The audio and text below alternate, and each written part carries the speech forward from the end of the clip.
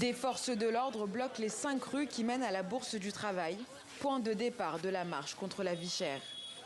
En face, une centaine de personnes immobilisées avant d'être dispersées à coups de gaz lacrymogène. Tout est militarisé.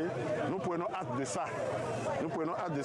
Mais je voudrais profiter pour lancer un appel à nos dirigeants et plus précisément à notre père, le père de la nation, et lui dire que nous avons faim. Et la seule personne qui a la solution à ce problème, c'est lui. C'est lui. Et s'ils veulent, nous pensons qu'on peut ouvrir le dialogue parce qu'aujourd'hui, tout est rompu. À l'origine de ce mouvement de contestation, les prix sur les marchés. Certaines denrées alimentaires ont triplé en moins d'un an, notamment les céréales comme le maïs, l'un des aliments les plus consommés par les Béninois. Avant, on vendait à 150 le kilo. Avant, à 150, maintenant, c'est à 400 le kilo. Ça augmente à 250.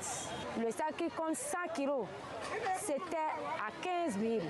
Maintenant, c'est à 35 000. Ça augmente combien de 20 000 de prix.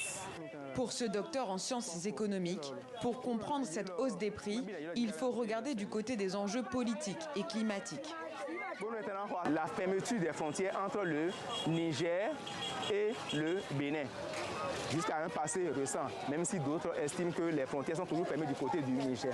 Nous avons également le phénomène du changement climatique qui affecte le rendement de l'agriculture, qui est un secteur d'activité principal pour les Africains, qui repose d'ailleurs leur développement économique, social et humain sur ça.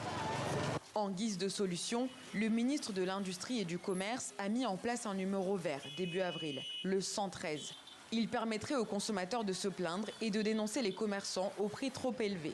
Selon une enquête publiée en 2022 par Afrobaromètre, réseau de recherche panafricain indépendant, 8 Béninois sur 10 vivraient en dessous du seuil de pauvreté.